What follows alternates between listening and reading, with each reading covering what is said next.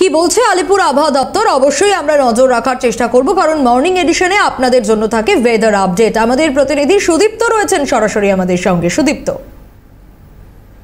শীতের শেষে কিন্তু বসন্তের আগমন হয়েছে এবং এই বসন্তের শুরুতেই কিন্তু হঠাৎ করেই ভোল বদল করলো আবহাওয়া এবং মূলত পশ্চিমী ঝঞ্ঝা এবং তার পাশাপাশি ঘূর্ণাবর্তের কারণেই আবহাওয়ার এই পরিবর্তন বলে জানা যাচ্ছে। মূলত হিমালয় সংলগ্ন এলাকায় কিন্তু তৈরি হয়েছে এই পশ্চিমী ঝঞ্ঝা এবং ঘূর্ণাবর্ত। তার ফলে সারা দেশ জুড়ে কিন্তু বৃষ্টিপাতের প্রবল সম্ভাবনা রয়েছে। উত্তরাখণ্ডে যেমন বৃষ্টি হবে, তার পাশাপাশি অসম, মেঘালয়, নাগাল্যান্ড থেকে শুরু করে মধ্যপ্রদেশ সহ বিভিন্ন রাজ্যে কিন্তু আবহাওয়া এই পরিবর্তন শুধুমাত্র ভারতবর্ষের এইসব জায়গা নয়, পশ্চিম বাংলাতেও কিন্তু যথেষ্ট আবহাওয়ার প্রভাব পড়বে এবং এই পশ্চিমী ঝঞ্ঝা এবং তার পাশাপাশি ঘূর্ণাবর্তের কারণে পশ্চিমবঙ্গের বিভিন্ন জেলাতে বৃষ্টিপাতের সম্ভাবনা রয়েছে।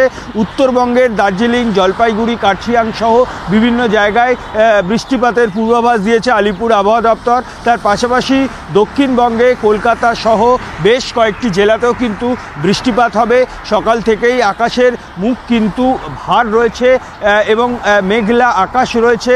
তার পাশাপাশি কিন্তু বৃষ্টিপাতের সম্ভাবনা থাকছে এবং সর্বোচ্চ তাপমাত্রা 28 ডিগ্রি সেলসিয়াস এবং সর্বনিম্ন তাপমাত্রা 20 ডিগ্রি সেলসিয়াসের কাছাকাছি থাকবে বলে মনে করা হচ্ছে এবং আগামী কয়েকদিন কিন্তু আবহাওয়ার বিশেষ কোনো পরিবর্তন হবে না। বেশ কয়েকটি জায়গায় হলুদ সতর্কতা জারি করা হয়েছে। কলকাতা সহ বিভিন্ন জায়গায় কিন্তু বজ্র বিদ্যুৎ সহ বৃষ্টিপাতের সম্ভাবনা রয়েছে এবং আগামী কয়েকদিন কিন্তু বৃষ্টিপাত চলবে।